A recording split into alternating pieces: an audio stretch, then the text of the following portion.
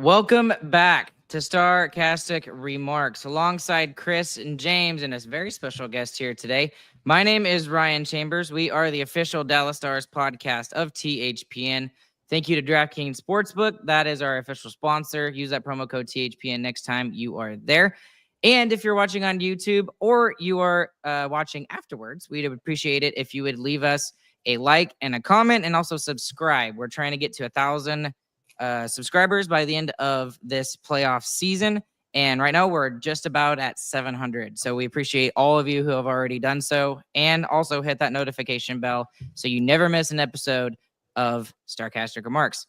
Dallas Stars, are we cooked, chat? They actually win a game one for the first time, and it feels like eons. And technically it's the first game one they have won since the 2020 Stanley Cup final.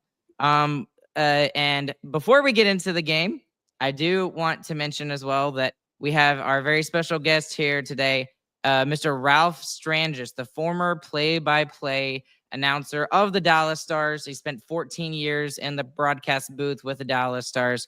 Ralph, how you doing, man? It's great to see you. 25, homie. Oh, 25? 25 years, homie. Yeah. Oh, man, I'm way off. I am so sorry. You are way off. Like, well, let's see. You're 30. What did you say? Ryan's 31? Yes. So you weren't around for the early stuff. You maybe saw the last 14 years of me. Is that maybe the way we should? Maybe more. We should look at it, right? Maybe we should look at it that way. Yeah. Then that would make you correct, gentlemen. I meant to say 24, and then I still would have been wrong, even saying 24. Were a year off. Yeah. Well, it depends too, because I had 3 labor-related work stoppages, a franchise relocation, 2 bankruptcies. So there was a lot to keep track of. How about that game tonight, fellas?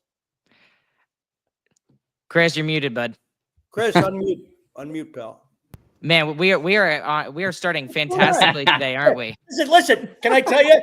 This brings me back. This is exactly like doing games for the Stars. Exactly.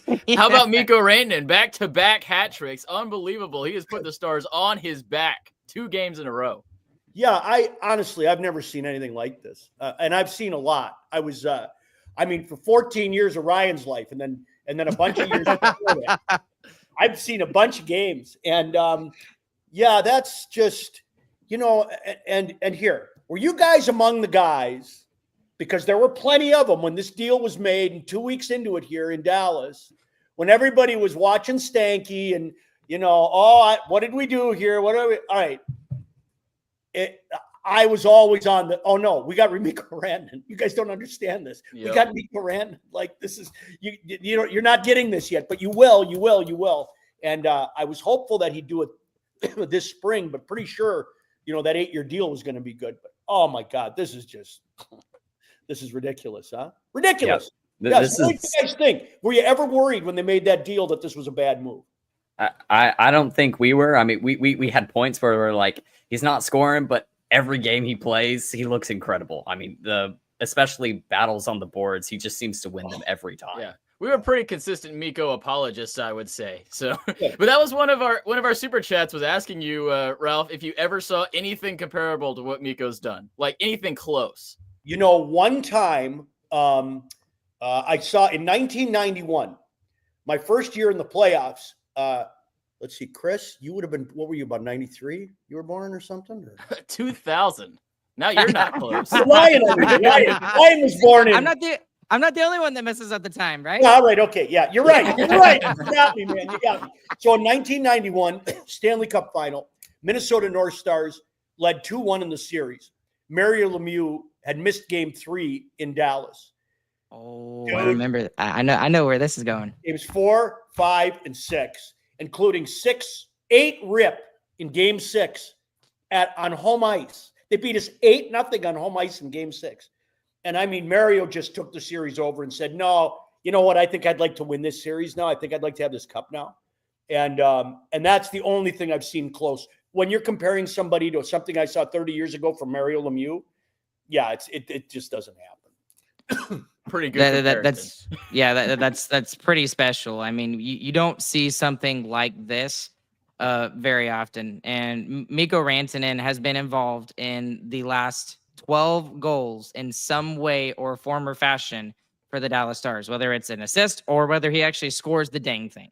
So it's just absolutely ridiculous, the ability that he has, and it's showing up at the exact right time. I mean, this is the clutchy part of hockey. I mean, you can't get any more important having your best players be your best players. So this is just utterly fantastic what we're seeing from him right now.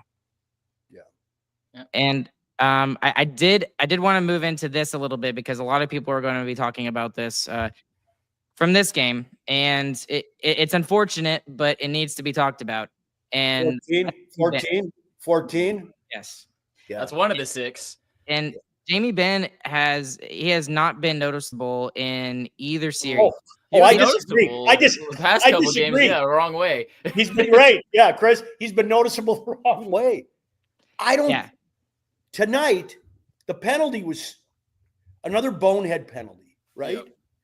And then the play on the turnover behind the net, like he has full possession of that puck and he's not doing anything to protect the puck from the other players. He's not using his body to shield the puck. And he's really wide open there for a takeaway and a bobble. And I mean, and then there were a few that you could see he just kind of barely got away with that could have been a penalty or could have been a bad, he missed a couple of clears. Like, I don't know. What do you guys think? Yeah, it was not good at all. And I think I'm going to dub it right now. Even though Dodonov's not on the line, the Duchesne line is the dad line. It was not good at all. Line. I mean, they looked super slow. Very. Yeah, and so that's something that I wanted to talk about, and I didn't think it would be popular, but apparently a lot of people agree with me in the fact that you need to put Jamie on the fourth line, I guess. I guess that's the solution, and you move Dodonov up to the second line because, I mean, that I'm not trying to be hateful of Jamie Benn because he has done so many good things over the course of his career. But at that key juncture in the game, in the last 5 minutes of the second period, you're up by 2 goals and you're on the road and you're basically playing a very good road game overall. A veteran player, especially your captain, cannot make that play at that time. It was the wrong play at the wrong time, and that could have caused a lot of momentum heading towards the Jets side. And thankfully, the Stars were able to take care of the wave that was there in the third period, kind of. But it's just the worst play at the worst time. Well, I wouldn't want to put Ben on the fourth line. The fourth line was fantastic when Rantanen was there. That was the 2 5-on-5 goals that he scored. So you want to leave Dodonov and steal the way they were and just let Rantanen double shift. And with those double shifts, Rantanen still wasn't leading time on ice for the Stars. He didn't even crack 20 minutes. That's how short he's keeping his shifts. And of course, all the shorthanded time that Johnston got as well helps with that too. Yeah, and really keeping those shifts short is what's going to help the team as a whole too. It lets you show the rest of the depth that is on this Stars team. Right. Yeah, well, Mikko's leading it, right? So he's showing him. He just won the thing 3 years ago, right? Yep. So he understands it. He knows where the games are won. He knows where the puck battles, how you have to be in puck battles, how you have to manage the puck. And the Stars were pretty sloppy managing the puck in the third period, especially that last half. But let's go back to Ben for a sec, because I'll tell you what I observe about how this stuff goes. When I watched the games last year in the playoffs, it was very clear that Joe Pavelski was not Joe Pavelski anymore. Yep. And he was diminishing. But Pete kept putting him back out there. And he kept putting him back out there. And he kept putting him back out there. And he kept giving him his same minutes. And he kept giving him the power play time and all of that stuff because he believed that Pavelski was going to score him a goal when he really needed one, right? One of two things is going to happen here, in my opinion. Pete's either going to learn from last year and go, maybe I was too loyal and I hung on too long, right? With my guy. And that was his guy, right? Yep. And now he's got a guy that really isn't his guy. Not in the way that Pavelski was. Should be easier. It should be easier, but how do you manage it? And you don't want to lose the room. And Jamie's got to, so it's a really delicate balance. But I think you can do it for two reasons. Because right now, I don't want to say it like this, but let's say it's Mikko's team this week, isn't it? Yeah, like, for sure. And so maybe you could start sort of restructuring in your head how you want to do this. But I'll tell you what, guys, like this is tricky stuff. This is internal politics. This is, feelings. This is a veteran player. This is all pride. This is all this old Canadian bullshit, like it's all of this stuff. And it's going to be hard to do anything. But I think this is going to be an easier call for DeBoer than Pavelski was last year. That's what I think, for whatever it's worth, fellas, for whatever it's worth. And Benn's already at third lowest time on ice amongst forwards on this game. And that just shows you how bad he was, because even in last series and even in game 7, where he was not playing good at all, should have had 6 penalty minutes with that one that McKinnon scored on the 6-on-5. And he's getting taken back already. I mean, it just proves that he had a really awful game, and he's got to figure something out. So take a look at this. This is going back to the Colorado series. Okay. Game 3 and game 4, he had 15-20 on ice, and then 16-32 on ice. All right. And then game 5, 15-29, so about his average for the year. Game 6 and game 7, 12 minutes and 38 seconds, and then 13 minutes and 51 seconds in game 7. And then again tonight, 12 and a half. Yeah. So Ralph, you were saying, yeah, it seems like that he figured that out before we did, right? Yeah. And he figured that out in game 6 and 7. Right. Yeah, exactly. Right. Yeah. Well, and the fact that he's already getting his minutes tapered this way, and we still noticed how bad he was, is really a bad sign too. Yeah. I mean, at least he's not playing at the top line the way Pabs was last season. Yes. Yeah, that was tougher. And I think if you're being honest, if Pete's being honest, it was one of the reasons they didn't get through, right? Like, eventually that stuff catches up to you. You keep putting them out there, and other players get frustrated by it too, right? Like, they love him, but he's not scoring. And maybe we got to change this up a little bit. Then the coach doesn't change it up. So maybe we're on to something here, huh, Ryan? And looking back at those numbers, it certainly looks that way, that he's already maybe moving in that direction. And, look, I know Jamie personally. I've known him for a long time, since he was a young guy. And I just saw him in LA a couple of months ago when I went to a game there. But it's got nothing to do with nothing. Like you can either do it now or you can't. And it looks to me like he's struggling. And I don't know if it's the new baby or something going on personally, but he's been struggling here for weeks. Oh, and then you have to also ask that, time is undefeated. I mean, eventually it slows down for everybody at some point, except for Alexander Ovechkin for some reason. And me. And Ralph Strangis. Right. Me, Ovi, Yager, Brady. Chelios. All right. We won this game. Back to positives. Jake Oettinger. I know, yeah, right. Yeah. Jake Oettinger was awesome. Oh my God. My next thing. Yeah. Otter was great.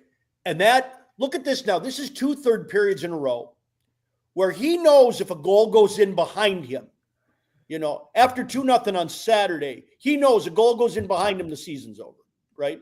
And he knows tonight that at 3-2, that the second goal wasn't on. I can't put anything on him with that. That was stupid, and even that first one was kind of a, zip, boom, quick, like, what are you going to do? But he stopped 30, and how he bowed up in the third period, he was in command back there. You saw the snow cone on Saturday, right? Right. Yep. And he's doing the same thing again. Like, he's bowling up really good.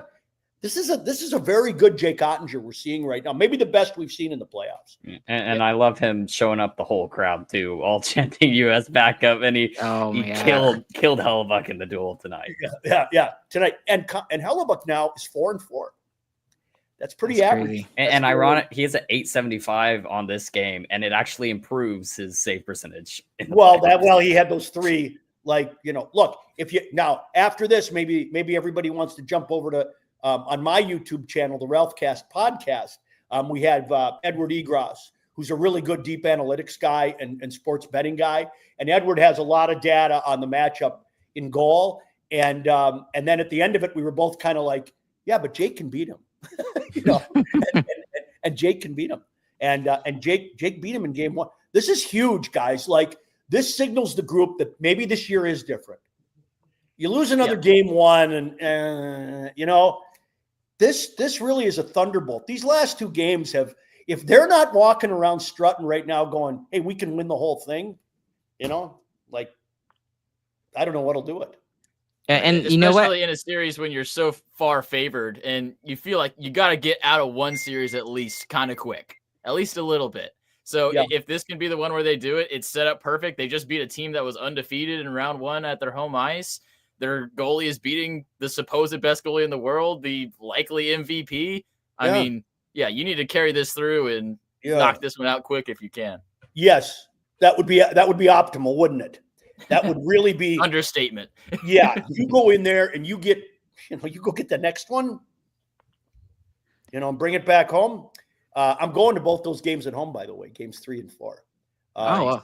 Yeah, I'm flying to Dallas. I'm going to go to those games. I want to see those games. Back in the media and back in the building. Oh, yeah. Well, I'm sort of, listen, I'm doing my own thing here, but it's fun.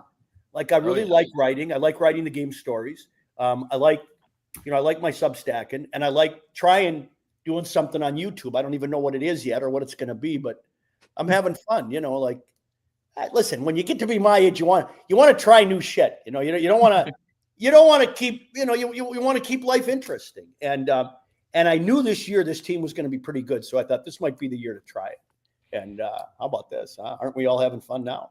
Man, it definitely seems like that this is a very good opportunity for the Stars to go all the way. And this is exactly why I also said in our preview for this series is that why I said Dallas in 5, because they've got to end some of these series a little bit earlier. Because you can't keep going to 6 and 7 and expect to have the energy to get through to the Stanley Cup final. You have to win 16 games. We're not even halfway there yet. And just because we won an extremely emotional Game 7 against Mikko Rantanen's former team, that doesn't mean anything anymore. Not trying to be, Debbie Downer or anything, but you kind of are. You kind of are. You kind of are, but it's okay. It's reality. It's true. Yeah. I mean, you can't get too full of yourself right now, but you can be really excited about the opportunity you've created for yourself. Is that the right way to say that? Maybe that's probably a better way to say it. Well, and the swagger, being full, I did it a long time, huh? The swagger and the being full of yourself that Rantanen and Otter are both feeling is what's propelling them right now. I mean, they are using that. Yeah. They're using the confidence. Again, it's like we don't want to. There's a line there, right? You don't want to get overconfident and kind of, screw up the opportunity. But there is an opportunity here now. I mean, right now, like national media. I mean, Kevin Weeks. I was just watching ESPN, and Kevin Weeks just said, "Rant is exactly the kind of guy that can take a team all the way to the Stanley. Like he can do it all by himself because he's done it." And then you watch that tonight. I mean, I just, who in 100 years would anybody have predicted he'd have a hat trick in a period again tonight? Like, no. That's insane. I wouldn't have bet that for Game 7 in one period in the third period either. No one would. How about penalty killing, fellas? We like that's where I was going next. Yeah, it's been a big one, hasn't it? Go ahead, Ryan. Yeah. It's utterly ridiculous what we're seeing with the penalty killing, and it's not just just Oettinger, who was fantastic tonight. He is by far your best penalty killer, especially in the game here tonight. But it's just the little guys that don't get recognized a lot. Like we talk about how fantastic Esa Lindell is, and he deserves all of the qualities and all of the kudos that comes his way. But in games like this, I really start to notice more players like Oscar Beck. I always say his name wrong, Oscar Beck, and like Cody Ceci, who we've kind of been singing his praises lately too, with how much he's been playing time on ice wise. Yeah. So I mean, that's why it's a team game. Yes, Mikko Rantanen is basically taking over for offensively for the team right now, but when you look at the other side, everyone is kind of contributing when it comes to the defense, and even Rantanen is making defensive plays. So it was just the PK overall is really showing up for the Stars, and I mean that's why Colorado's power play coach got fired. Right, Chris? Because Esa Lindell was actually the one that fired him. Yeah. Well, I think both guys did. I think Esa and Mikko, and because Mikko retired somebody over there. And they had to pick somebody. They had to pick somebody because it wasn't going to be one of the top guys. I can tell you that. Nope. You think Zakic's falling on the sword, or no chance. Oh no. No. And the crazy thing about the penalty kill so far is that the Stars have completely failed on the initial game plan for what the PK should be doing. It should be don't take penalties. I mean, they played Colorado, who had the best power play since the Four Nations, and now they're playing the Jets, who had the best power play all year long. Yeah. And they keep marching to the box, and it keeps not mattering. That's how good the PK has been. It's doing this against the best power plays in the league. Very good point. And it's structure for sure, but it's also just having just one player per penalty kill really step up and just make absolutely amazing individual plays to get out of the zone. And since we haven't talked about him yet, let's talk about Esa Lindell, who is always great on the PK, but especially there at the end of 6-on-5, does it for the second time, stopping a puck from surely going in by playing goalie at the end of the game. I mean, that was absolutely nuts. That's just instincts. And he's doing everything he can to keep the puck out of the net. That's a guy who doesn't need swagger to do what he does. No, and that's two of those games, right? Because it was game 3 in Colorado. Was it on the power play, either heading to overtime or just in overtime, and he gloves the puck out of the front of the net? I mean, that's a game. Like, those are both game-saving plays. I mean, in this case, it would have been a tie. In Colorado, it would have been a loss. So those are game-saving plays, series-saving plays, season-saving plays. And he does this just, he just does this in his sleep, doesn't he? It looks so easy. It's so easy. Those guys like that, man, it's just so effortless. Crazy. And it just goes to show you that he deserves all the money that he gets. And what's even crazier, he doesn't make enough. He doesn't right. for what he does. Exactly. And if there is such a thing as a defensive defenseman award, he would win the award hands down. It seems like, with the amount of time on ice that he plays on the penalty kill, the plays that he has in his own zone, and he's Esa the goal suppressor. So has to continue on. I love that. I like that. Yep. So, there were some other things here in the game tonight that I wanted to talk about, but the one other thing that was frustrating me continually is just the officiating continues to be just very weird. And I'm not just talking about like the penalties that were called. There were some obvious penalties that should have been called, and then there were others that weren't. Like Hintz getting called for roughing for basically getting punched in the face when he didn't really do very much. The icing call at the end of the game when it was very clear that worst, he was ahead. Oh yeah, right. That was giving them another scoring chance, is what it was doing. Exactly. If that goal goes in and Roope doesn't win that draw, I mean, there is a real problem. How about the embellishment in Toronto tonight? Oh, man, I saw that. On the board. Like, what are you doing? I mean, you're going to pick that one. That's the one you want to pick for embellishment? Like, yep. I mean, they never call it, and then they call that one. The guy gets splayed against boards and glass. Like, I don't know, man. Well, okay, here's how I am, okay? Like, I've been through too many of these things. If they call it, it's a penalty. If they don't call it, it's not a penalty. That's it, right? In the first series, the power plays were 24-23 Colorado, okay? This is NHL officiating since the beginning of time. You're going to love some, you're going to hate some are going to pop up at the worst time, some are going to, but you always have, I think it was Ken Hitchcock who said, they always have the choice to kill it. Don't you know that? I mean, they can kill it. So, Colorado's mad about one call late in the 7th game. Look, you got 7 games to get your business done, okay? It ain't, it ain't a random call 4 minutes left in the game. Again, those things even out. Had Colorado done better with their power play and scored on their opportunities, that wouldn't have been a factor. If they hadn't let the Stars come back 3 times, that penalty doesn't factor, So I know people like to point this stuff out, and I know we're in an age where I did a piece on the Ralph stack. See, again, you guys all need subscriptions to this. But we're in an age where officiating is really, really hard all the way across the board, and replay is trying to get every call right for the sports bettors. So the officials are paralyzed. They don't want to call the wrong thing. They're always waiting for Toronto to overrule them, or whatever. Like in an NFL game, you can see like they're kind of paralyzed by what's going on out there. So I think we're just kind of in this era, and we're just going to keep seeing it. I haven't seen one series or one game where anybody is happy with the officiating. Have you? And I guess that says everything, doesn't it? Yeah. Yeah.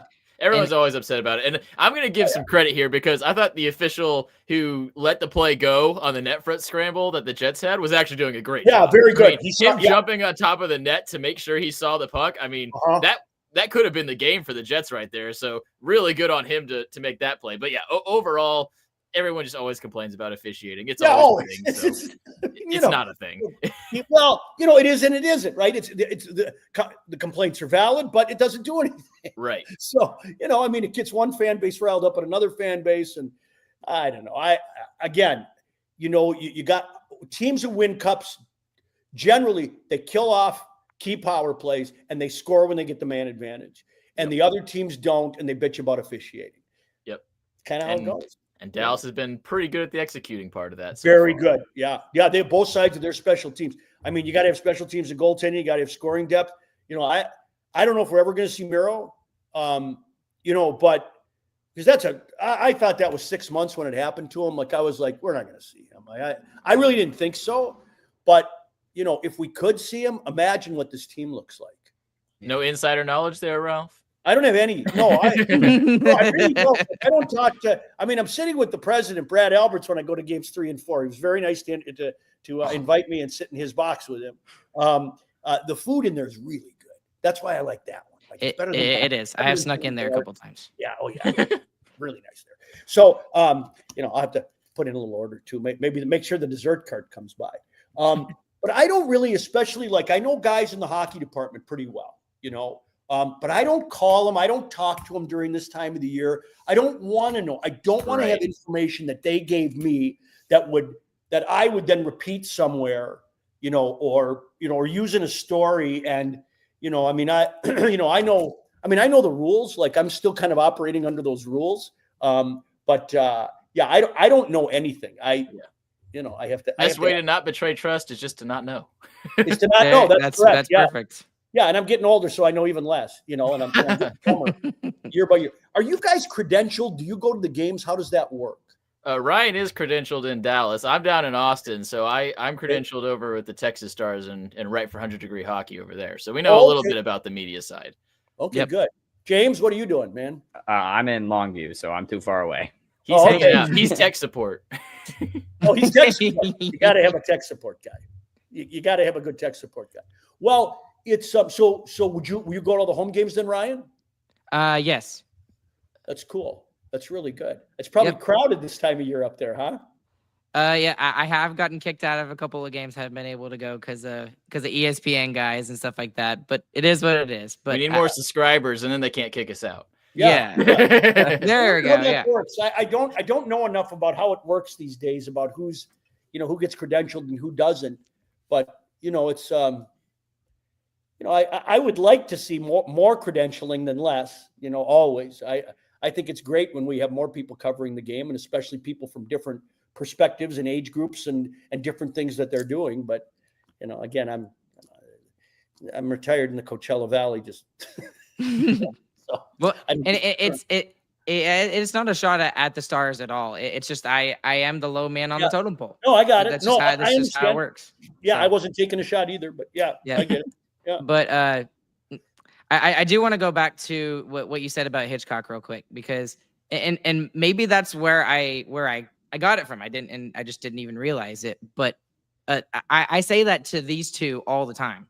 I'm just like, yeah, the refs can make a bad call, but you can also, find a way to make sure that it doesn't affect the outcome of the game, right? And Dallas did that. Dallas did that tonight. They took some actual penalties, and then they took some penalties that were called by the refs. And they made it all, nonchalant. It did not affect the outcome of the game. And then even the dumb call at the end where it looked like Hintz, won that icing call. They won the faceoff. They kind of tie it up. They don't allow a shot off, and they're able to keep the win. Well, even bigger than the Stars winning the faceoff, Roope won the faceoff. Yeah, that's him stepping up and making sure that the refs aren't going to take the game. Roope is going to take the game. So even though he's not getting on the board with a goal tonight, he still has impact on the game just on that play alone. Well, and think about he took that draw right after he burned it as hard as he could down the ice Yeah, to try and beat that call out. He's huffing, man. I mean, this is the final frantic minutes of the game. To compose yourself, to get your energy back, to get in there and win that draw, that's nails. Mm. That is a nails play. And Chris, you were right earlier when you said, if they score off that faceoff, there's trouble. it's a problem. It is a problem, But again, so you got to win that is the microcosm of what we were just talking about, right? Yep. So Exactly. How do you beat it? Well, win the faceoff, eat the puck in the corner, and call it a day. And that's what they did. And that is another thing I actually wanted to talk about it.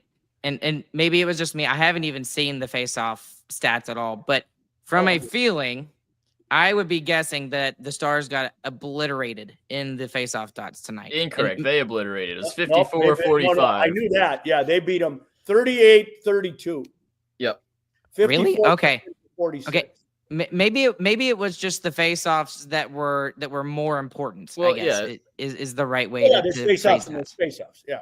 Right. Yeah, because the Jets were winning a lot in the third period. Draws in the third. I agree with you there. Yeah. Yeah. Both in the offensive zone and the defensive zone. And then Tyler could have made it, won a draw and he didn't win the draw. And, there were a few of those times I'm going, come on, win a draw. And I thought they were sloppy as hell in the third period. Oh, yeah. That was just the third. The Stars just pulled back completely. They're like, we're going to try and lock down this with one goal. And credit to them, they did it, but it was tough. Yeah. I don't like it, but, it's how it goes, right? It was nice to actually see them hold a 1-goal lead for once too. Right. I mean, it's been months since we've seen that. Even in the Avs series, we saw them lose a 1-goal lead in the third especially period. against the Jets, who scored with 1 second the other night. So I wasn't comfortable until the clock was over, and then a few more seconds. So here's the other thing I think about. Okay, both these teams coming out of Game 7s, they both think the same thing. This is our year. The gods are with us, right? This is our year, right? So when you have two teams like that, guess what happens when you're the one who wins Game 1? You're right. This is our year. We were right. We were right. In fact, we haven't won a Game 1 in a long time. In fact, this is different than last year. We don't have to answer those questions after this Game 1, after another Game 1 loss. They're going to ask us something else.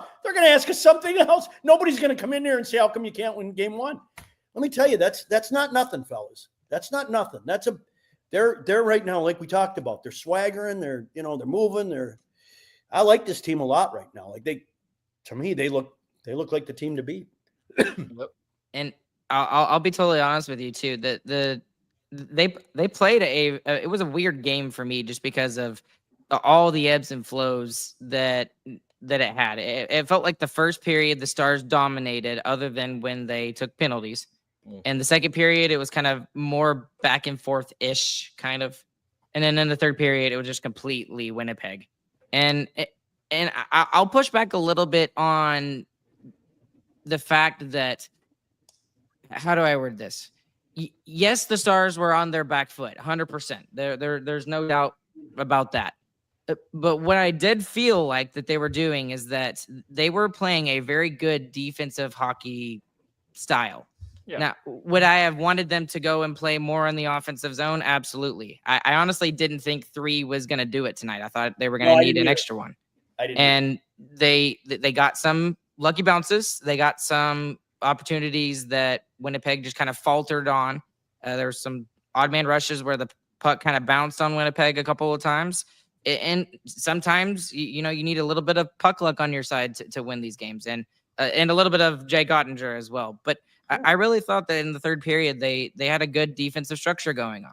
Well, in 5-on-5, the Stars should be able to do that. The Jets' 5-on-5 offense is pretty mediocre, actually, especially considering they won the President's Trophy. Where they really do most of their damage is the power play. So they did what they were supposed to do, 5-on-5 in the third period. And when they got into trouble with the PK, that's when Otter really stood big, in my opinion. And I'm going to push back on your pushback, Ryan, a little bit. Go for it. Which is their structure was fine, but they were having trouble managing the puck. They had too many times when they could have cleared it and they didn't clear it, right? Or an easy pass was available and they didn't do it. Or they could have eaten it along the boards and they didn't eat it along the boards. If you're going to do those things, then you really have to execute, right? You can't, and they just kept reloading their guns, in terms of, being sloppy with the puck here and just a little unclean with it. I don't mind the sit back. I don't. I wish they, I think the best defense is hanging onto the puck. But in those moments, when you're on the road and you got to grind one out, that's okay. But just, get the clears. I'm in here screaming, that's got to get out. That's got to get out. That's got to get out. The whole, like that whole third period, I'm like, that's got to get out. And then as you were talking about, was it Chris talking about the official at the goal line on that play? And I'm going, whistle. Like, that's puck's got to be lost. Right. So, I get pretty animated in here. But that's the one thing I would say, Ryan, which is just, I like that they drop back, and I like that they're playing defense and their structure was good, but then manage it right. Execute the clears, execute the passes, especially in your own zone. That is a very good point. And animated wise, I was shocked. I was not as animated tonight as I normally am, and it was and Chris James. It wasn't just Dad; it was Mom too. They were both animated, yelling at the TV. No, and especially like even Mom, like after the game on the icing call, she was still upset about the icing call, even though the Stars had won the game. Oh, so, the awesome. Emotions from Game 7 back down to a Game 1. I definitely felt that dip for sure. Yes, absolutely. Yes. I mean, I kept getting these tweets from people going, "These announcers are terrible. God, this game's." Now I'm writing a big post on. Sort of the angst that fans feel when your locals go away after round one, right? That would be a good one. We hear a lot of that too. Oh yeah. So I mean, and there's lots of things to go into this here, and so I'm really proud of this post. I'm writing it pretty hard about how people listen to hockey games, what I do when I'm evaluating broadcasters and broadcasts, and what I look for, and all of those things. But if you thought that the energy in Game 7 in Dallas, with Josh and Razor on the call for all the home folks, was going to be replicated in Winnipeg by this Game 1 because as wild as it looks up there, I've been in Winnipeg. I've called games there. I called the 2018, I'll tell you a funny story too, but I called that 2018 Western Conference Final Vegas and Winnipeg for Westwood One and NHL Radio. I did the whole series. When the game is going on, there's a lot of periods of very quiet in that building. A lot of Canadian cities are like this. It's church, right? Mm-hmm. I mean, you're there to see this. You're not there to be, it's not a rave, right? In Canada, it's very different. The crowd is very different. So you see all this stuff. But I'll tell you a really funny one, okay? So the whole thing, it's a Western Conference Final. And we go to Winnipeg because I went for both games. And, there's the whiteout and there's all these people on the street and they've got all the barricades and they got all of this stuff. So Game 6 ends. Vegas beats them 3-2. And I'm piddling around a little bit. I go down to the Vegas room and I talk to James Neal and Cody Eakin, some of the guys I knew. And I'm kind of, so I probably left the rink 40 minutes after the game was over. Everything was gone. Huh. Everything was gone. That's cool. There was no white anything. There were no signs. There were no bleachers. They had everything already stacked and out in trucks. It was like just another Manitoba prairie town. I mean, minutes after the game.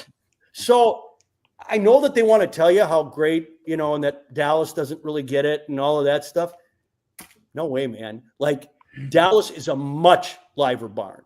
I especially noticed that in the Toronto game beforehand. It's like they show inside the barn. It's like, well, I guess that's an all right crowd reaction. Like but then they show the street and everyone's going berserk. Yeah. It's like, why are they more excited than the guys who paid to be in the building? Yeah, it's not going to translate tonight. And when you got, John Buccigross, and Bucci's great. Bucci likes to have fun with the call and all of those things. And Cassie, it's going to be a more kind of sedate call. Like, it's not going to be, Sean or Josh, on Saturday night, busting their cannons out, right? It's not like that. Like, this is, it wasn't going to sound like that no matter what. But watch for my piece, because it's a pretty good thing on what happens sort of behind. And now, especially in the second round, right? This is the round where you don't get the same announce crew on your series. Mm-hmm. So not only do you not have your guys, but every night you're sort of breaking in somebody else. And it doesn't sound like what we're used to hearing it sound like. And we listen to sports on symphonic levels, right? We hear cadences, we hear tones, we hear tenor, we hear the curated mix of the ice effects and the crowd and and everything that's going on. And when we don't hear the same thing we've been hearing for 82 games, our ears go, well, that's not right. And it doesn't matter who it is. It doesn't matter if it's Doc Emmerich or John Buccigross, right? You go, well, that's not Josh and Razor. I don't, so it's, and then put a woman's voice in there. It doesn't matter what she's saying. You're like, well, that doesn't sound right. So it's kind of the way we absorb, that we watch sports. So, I think in this second round, fans really get screwed. They don't get their own guys, and they don't get a dedicated crew on the series, and they're bouncing from station to station. So this is as bad as it gets for a fan this second round, I think. And I think they should do something about that. I think the locals should broadcast second round. Right. And that's what I've always wondered about, like, football broadcasts. It's not really as big a deal. No one's actively on football broadcasters, but that's because it's changing every week. Well, it's You're not getting used to something. No, you don't have a local television guy. Right. Yeah, they don't have local guys anymore for NFL. Just radio. Yeah, just radio. So you are getting a different crew. And if you're the Cowboys, you're always getting the A team. And if you're, right. So a lot of those teams, it's pretty dependable, right? I mean, but yeah, no, it's like this in hockey and it's like this in basketball a little bit. But because there's no continuity among the broadcasts. And you're on ESPN one night, you're on Turner another night. Tonight you could. And by the way, this is the short straw crew too. You got to go to Winnipeg to do one of these playoff games. Oh, nobody wants to go to Winnipeg. Oh no. Kenny's not going to Winnipeg.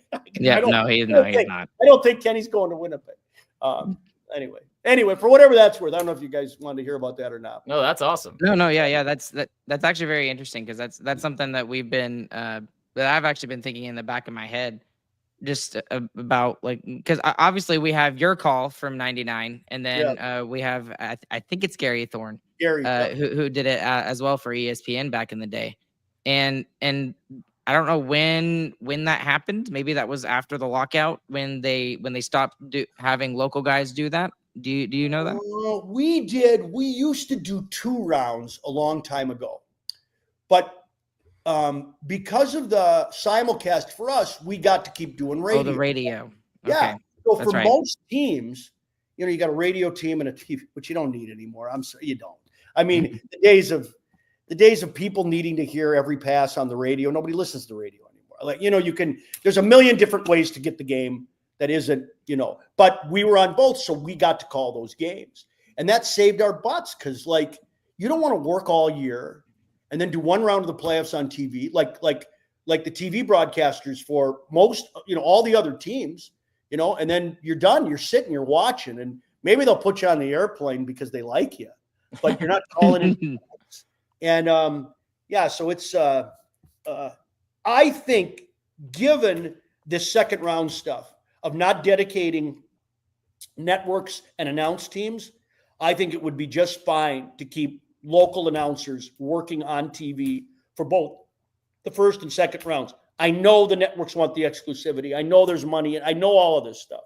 Yep. But if you're not going to fix it from a national perspective, where you're just telling the fans basically we don't care, you'll just get whoever we throw out there on whatever channel we decide, then I think they should talk about doing something else. So right, and they're going the other direction. They're doing the calling the games from the virtual. Oh yeah, and remote. Yeah. Well, that should never happen. Right. On a nationally televised game, you're telling fans they can't watch their team, and we're not going to send anybody out there to the game. That's just wild. Yeah, and you can't get it unless you're there. Right. And you meet with the coaches and you do all that stuff and you see the play. Now, let's say it's I did a global series in 2019. I did the opening series in Prague, Berlin, and Lausanne, Switzerland for the NHL. It was Chicago and Philadelphia. I did 4 games, 2 exhibition games, 2 regular season games. And I did it for NHL Network with Mike Johnson. And I'm like, this was fun, and they gave me business class and but we were doing the English speaking international feed, okay, for NHL Network, which means nobody uses the internet. I mean, Nobody really, they lay somebody else, they lay the German announcers over it. And I always thought to myself on that one, I could be doing this from my living room. I mean, I'm glad I got the trip, but this isn't one of those games where you have to be there. But the Stanley Cup playoff games, you have to be there. Right. You have to be there. You're paying millions of dollars to get these exclusive, and then you're not going to pay a couple thousand to send them out. You're not going to spend $2,000 on a plane ticket. Right. And because really that's what all it is travel and hotel. And then the game rate, right? So, but you got to pay the guy game rate anyway. Right. So I don't know if he gets less if he's doing it from a studio, but I don't know. And then you got an A2 or something that maybe you wouldn't have up in the booth to run watch the audio and stuff. But I don't know. It's a racket. Right. Everything's a racket. Yep. Everything's a racket. All right. Okay. Well, is there anything else about the game in particular that we need to discuss? Because I think we hit special teams and goaltending. We did big that. Surprise. We did. The guy. What's his name again? From the Finnish guy. Is it Luka? No, Luka was the guy they shipped out. Right, Mikko. Mikko. Oh yeah, that dude. Yeah. We did Mikko. We did Otter. We did penalty kill. We did. You get an old broadcaster, and I can't help it. I got to run it like this. This is just how it's all good. Shit, man. What else? What did we miss? I mean, we talked about Pete a little bit. We missed our fan favorite segment. How'd you like Robertson tonight? Ooh. Oh yeah, we should mention that. Yeah. He seemed relatively invisible for me tonight, which is fine, I think, because he's coming in after an injury. Yeah, but he looked even slower than normal. Very slow. Right. He played 13:44, so they didn't hide him.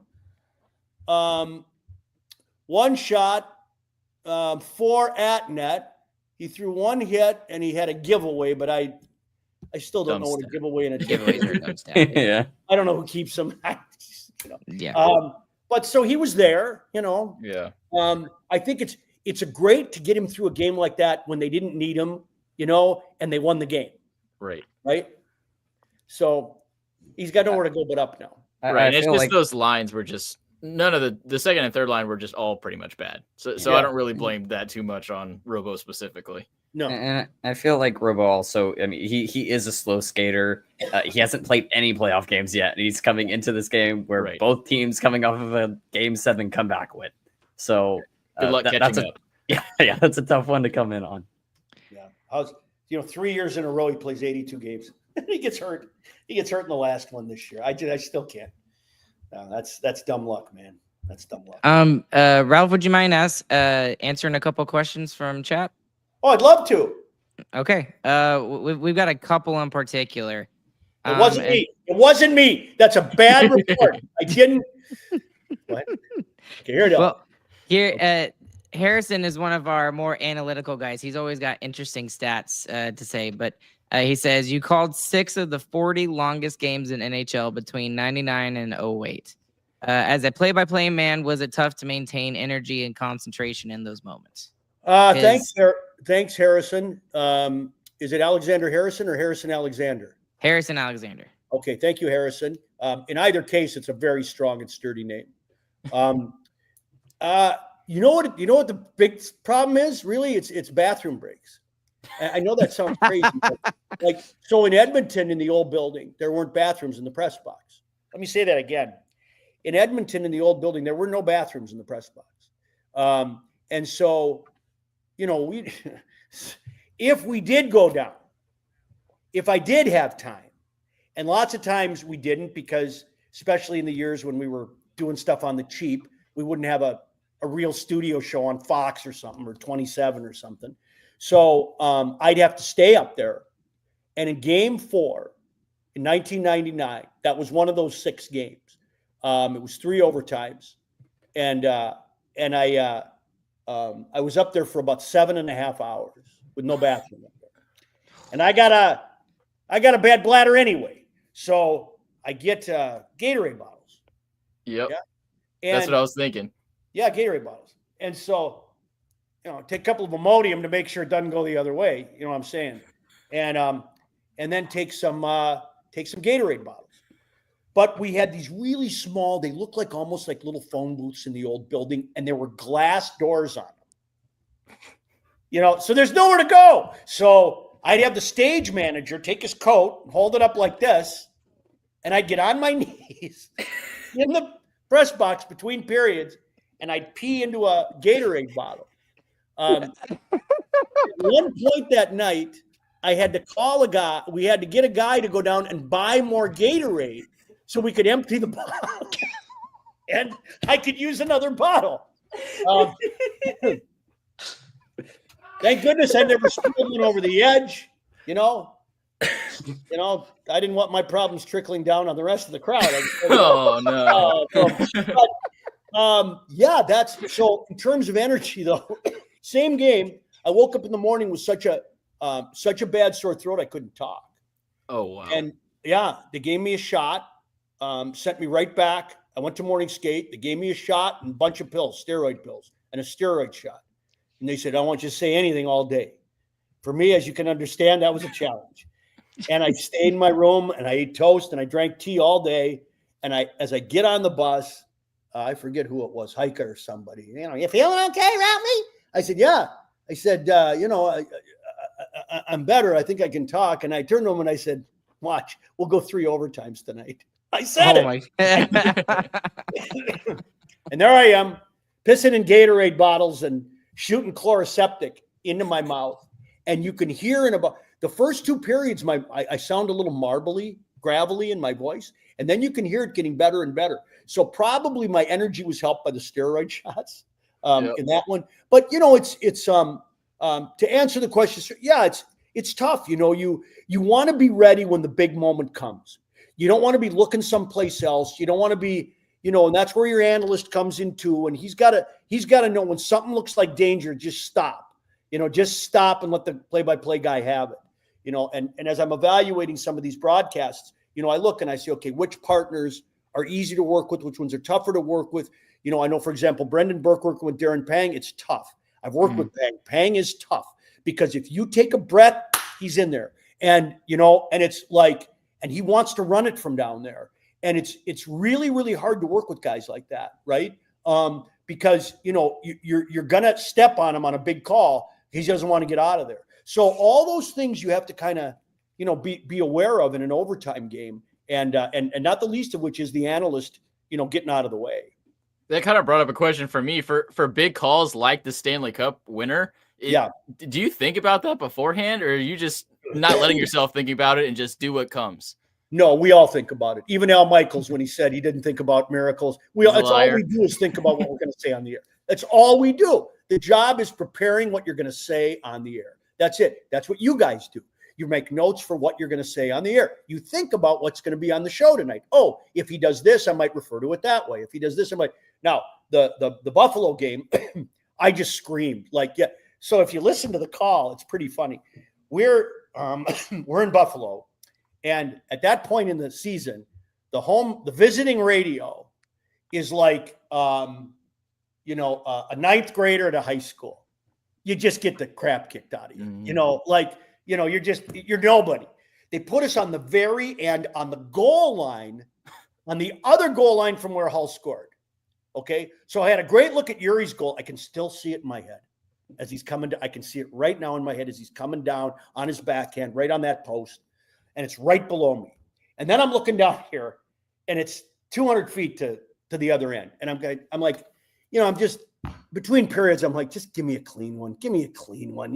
Come on, give me a clean one. And Sam Rosen, who was doing NHL radio for that series, who has closer to center ice than we were. You're going to win. Don't worry about it. You're going to get it. You don't worry about it. And so I'm seeing it and it wasn't clean. It was hardly clean. Right. But I look for indicators, right? Not of a pile. I'm looking for, the player. I'm always looking at the player because you can't always see the puck. And there I'm like, well, they're going to, I'm waiting for Hull's hands to go up, right? I'm waiting for the red light to go on. I'm waiting for, the defenseman to go, like this. And I'm looking, and, shot, tip, save, rebound, still loose. That's what I said. I went, shot, tip, save, rebound, still loose, Hull. And Razor jumps in and goes, he scores.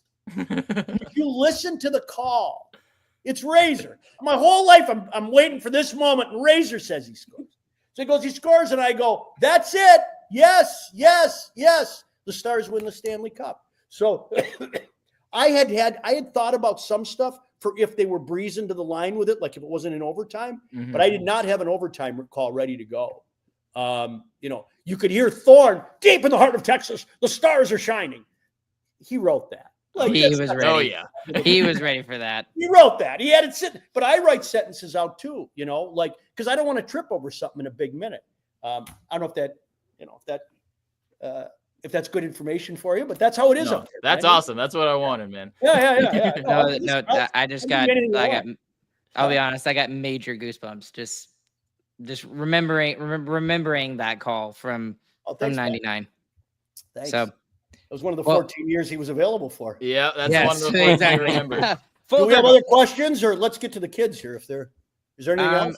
We got. Let's do like a couple more questions, and then we actually still haven't even done our normal segment. We do our biggest winner and biggest loser, of the game. So we'll talk about that here in a second. But here's a question from Sam. I think I know the answer to this already. I think what you're gonna say, but maybe I'm wrong. Is Mikko already the best mid-season trade the Stars have ever made?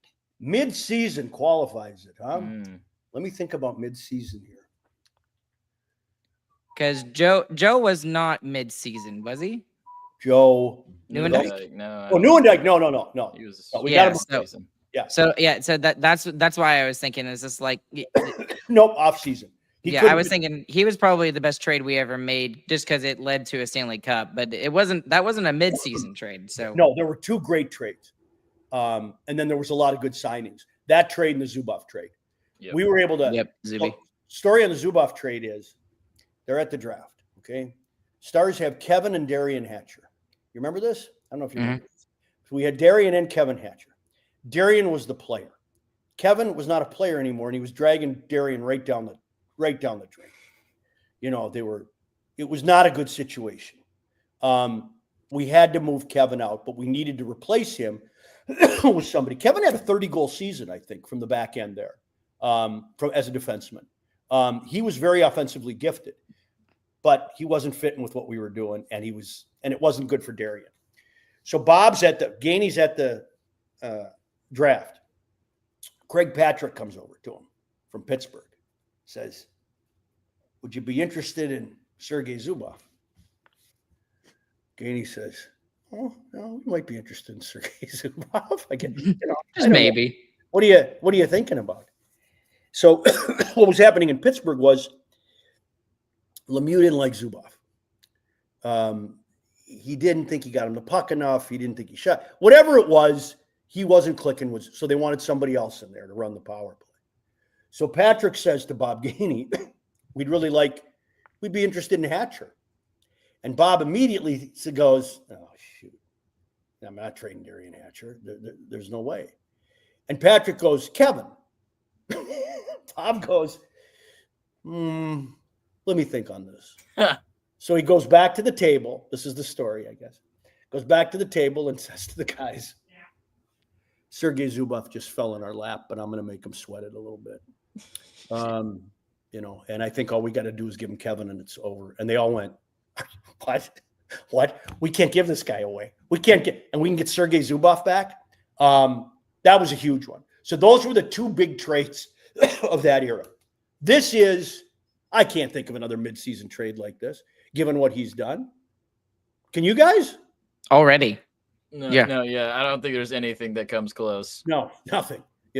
Especially on the heels of Luka Doncic. Isn't it just? Well, that's the big thing here. I mean, just for Dallas overall, the Stars are getting so many more fans. I see so many basketball fans that are watching hockey right now because of this. And I know Moose is the nickname that he brought from Colorado, but I think we need to call him Mikko.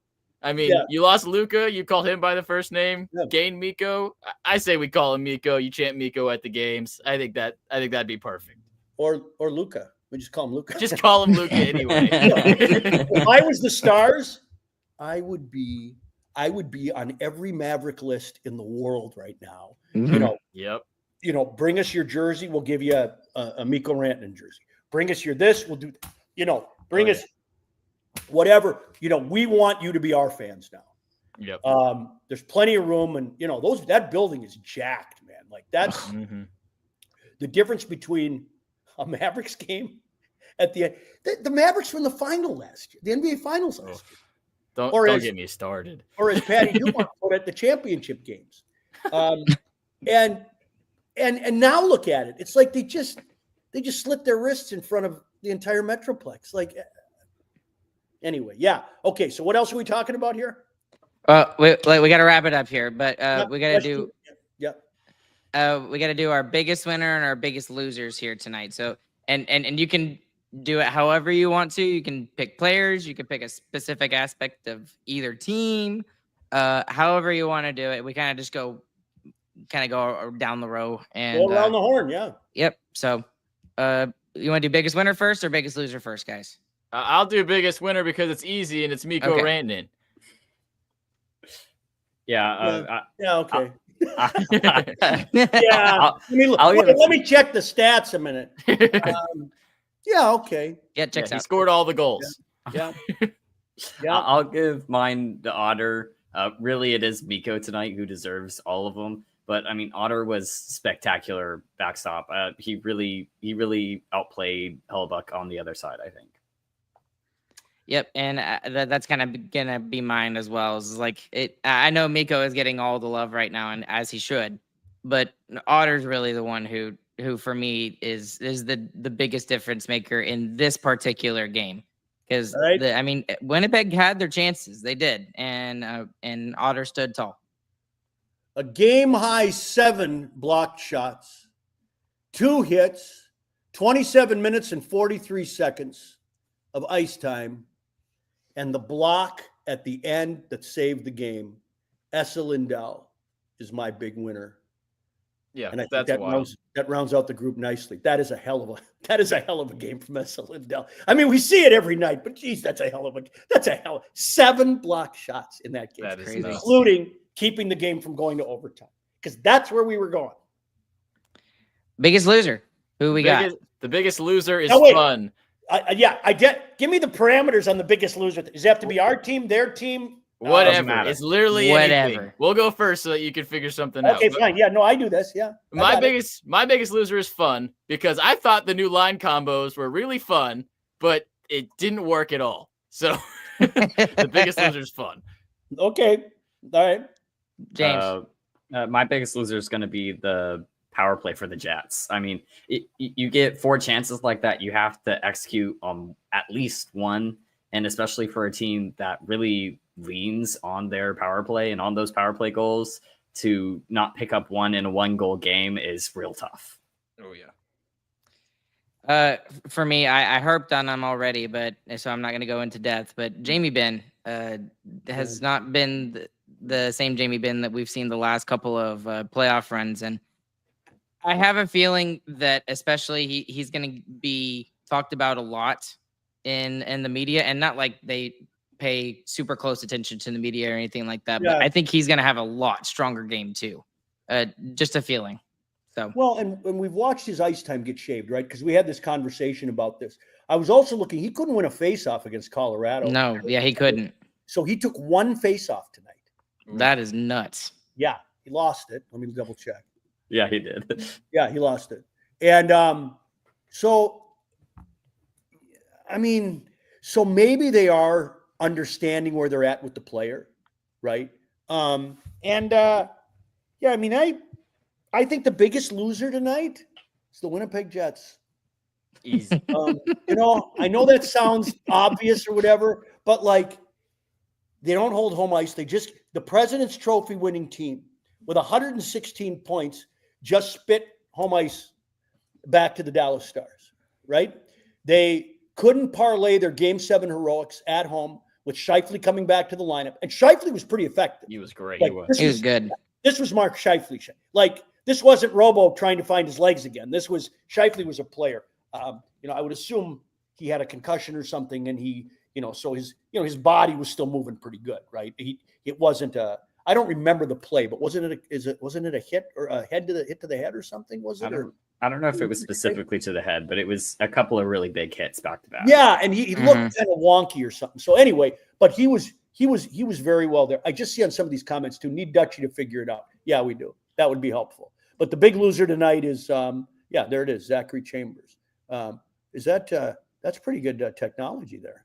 Is that our is that James? Is that James? No, that's Ryan. No, James that's gets up me. the other Well, wait a sheet. minute, though. If James doesn't do that, what does he do? He does the I Discord. show up. Yeah, Oh, I do the I Discord. thought he was a technology guy. Oh no, he's very much the technology guy. I'm just the one You that just know how to runs put the shindig. graphics in? Yeah, Okay. Ryan knows how to push the button. Yeah, Yes. that was good. That was a good button. Okay. Yep. Yeah. Okay. Well, Is that, I think is that it? Yeah. I don't know. What do I do? I can go to bed. Like I'm old and Yeah, I think we've kept you up long enough. Why don't you close it out, Ryan? yeah. Listen, guys, thank you for having me so much. I know I like to take over and stuff, but it was a lot of fun. It was fun to kick stuff around here with you guys. no, we seriously, we appreciate you coming on. This has been, especially for me who grew up with my childhood, hearing your voice in my living room and hearing the Stanley Cup call when I was super little, hearing Jamie Benn's becoming the greatest American goal scorer, the Cinco de Moro goal in quadruple overtime, like all of those big moments in Dallas Stars history, and you were the voice of that. And I really appreciate you coming on here. It was so stinking cool to have you come on here. So Thanks, Ryan. I appreciate that. Can you tell anybody one more time? Yeah. Yeah. Plug your stuff one more time. Oh, for listen us. now. Twitter at Ralph Strangis. Okay, you see it right up here on the screen. That's the name. All right. You go to the YouTube, and somewhere with the YouTube people, there's a channel called the Ralph Cast Podcast. One word, the Ralph Cast Podcast. It's also in my link tree on Twitter. I'm on Substack. I am now moved up to I'm 17 on the Rising Substack Sports authors. Wow. So I moved into the top 100 fast. I was 30 last week, and now I'm 17. I'm picking up subscribers, and I really enjoy writing. It's writing about the industry, writing about like we talked about this broadcasters. I'm writing a nice piece sort of on what goes into all of this, like, and the fans are screwed, right? So on these. So please follow me on Instagram and Twitter, and subscribe on Substack and on YouTube. I'd love that. And guys, thanks, man. Anytime, maybe next round we'll do it again or whatever. Yes. You'll let me know. Sounds good. Okay. Yep. And Thanks, it's getting closer and closer. And with a game one win, I'm still worried. I know that seems crazy, but No, the last time we won a game one, yeah, I know, but it's just a weird feeling from today. But anyways, thanks again, Ralph, for coming on. Let's wrap it up here, boys. Thank all of y'all so much who are listening live. There has been a ton of you who have come in here today. There's even more of you who are listening afterwards. Thanks once again to DraftKings Sportsbook. Promo code there is THPN. Once again, click like and subscribe if you're watching on YouTube. Hit that notification bell down below. If you'd like to join the Who Cares Club, that's for $5 a month. Helps us keep the lights on here on the podcast. You can also join there. Send me the link. I want to join that. Awesome. That'd be awesome. Send me the link. I'm doing $5 a month with you guys. And then, as always, you can follow us on social media at Starcastic anywhere and everywhere. And alongside Chris, alongside James, and alongside the incredible Ralph Strangis, thanks again for joining us. My name is Ryan. We'll catch you guys on the flip side, and we hope you guys have a fantastic morning, afternoon, evening. Whenever you guys are listening, Chris, do us a favor and take us out. One down. GG, boys.